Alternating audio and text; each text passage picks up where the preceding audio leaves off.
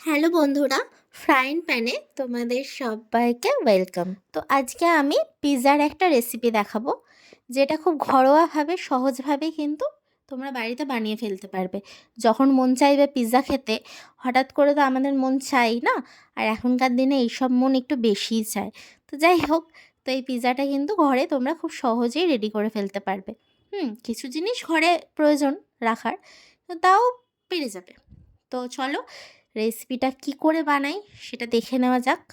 তো প্রথমেই বলে রাখি, আমি এখানে চিকেন পিৎজা বানিয়েছি। তোমরা চাইলে এই সেম প্রসেসেই পনির পিৎজাও বানাতে পারো। তো এখানে আমি বোনলেস চিকেন ছোট ছোট করে কেটে নিয়েছি। তার মধ্যে আদা রসুন দিয়ে দিলাম, আর গোলমরিচ দিয়ে দিলাম, হ্যাঁ, আর দিয়ে দিলাম জিরের গুঁড়ো, ধনে গুঁড়ো, আর শুকনো লঙ্কার গুঁড়ো দিয়ে দিলাম। দিয়ে ভালো করে মাখিয়ে নিলাম।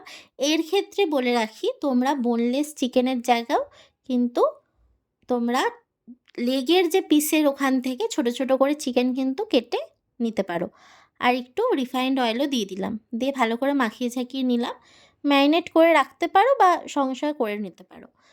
তো কড়াই বসিয়ে দিলাম, কড়াই তেল গরম করে নিলাম, রিফাইন্ড অয়েলই গরম করে নিলাম। তো তার মধ্যে চিকেনগুলো দিয়ে ভালো করে ফ্রাই করে নেব। তো এখানে একটা পিৎজা সস বানিয়ে নিই। বাড়িতে পিৎজা সস কী করে বানিয়ে নেবে। তো প্রথমে টমেটো সস দিয়ে দিলাম, তার মধ্যে জিরের গুঁড়ো, ধনের গুঁড়ো, আর দিয়ে দিলাম শুকনো লঙ্কার গুঁড়ো, গোলমরিচ। এখানে তোমাদের যদি ঘরে অরিগ্যানো থাকে তাহলে অরিগ্যানোও দিতে পারো। গোলমরিচ দিয়েছি, আর দিয়ে দিলাম আদা রসুন বাটা।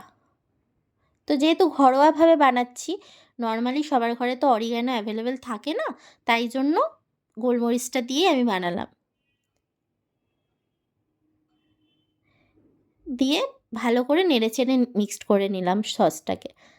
আর এখানে চিকেনটাও ফ্রাই হয়ে গেছে। এবারে পালা হচ্ছে পিৎজার বেসটাকে সুন্দরভাবে পিৎজাতে পরিণত করা। তো যাই হোক, এইটা আমি মাইক্রোওভেনে করছি। এখানে বেসটা আমি বাইরে দিয়ে কিনে এনেছি, যে কোনো মার্কেটে পেয়ে যাবে বেসটা। তার মধ্যে পিৎজা সসটা লাগিয়ে দিচ্ছি।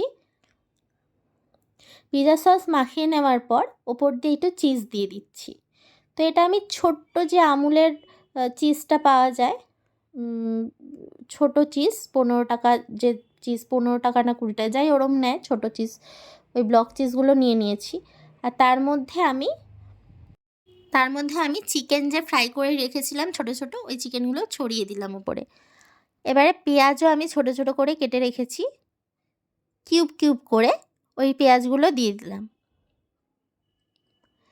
দিয়ে দিচ্ছি ক্যাপসিকামগুলো ওরম ছোটো ছোটো করে কেটে রেখেছি, তো সেগুলোও দিয়ে দিলাম ছড়িয়ে ছড়িয়ে সুন্দরভাবে।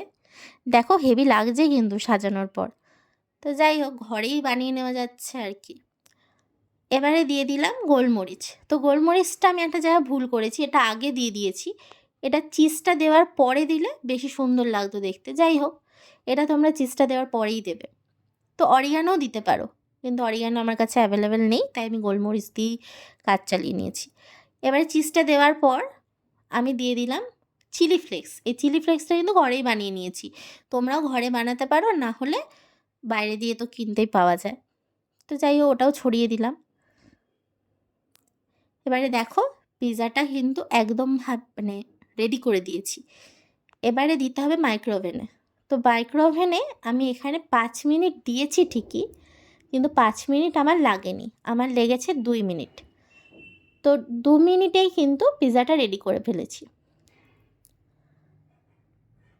দেখো 5 মিনিট দিয়েছি, কিন্তু 5 মিনিট আমার লাগেনি, আমার লেগেছে পিৎজাটা কিন্তু 2 মিনিট। তোমরা কিন্তু 5 মিনিট দিয়েছি মানে 5 মিনিট দিয়েই করে ফেলবে না, তাহলে কিন্তু পিৎজা থাকবে না। তো 2 মিনিট লেগেছে আমার। এই দেখো কত সুন্দরভাবে হয়ে গেছে কিন্তু পিৎজাটা। মনে হচ্ছে কতক্ষণে খাবো। তো এখন মনে হচ্ছে যে এখন একটা পিৎজা পেলে কিন্তু ভালোই হতো, মন্দ হতো না। আর শীতকালে তো বেশি মনে হয় খাই বেশি লাগে।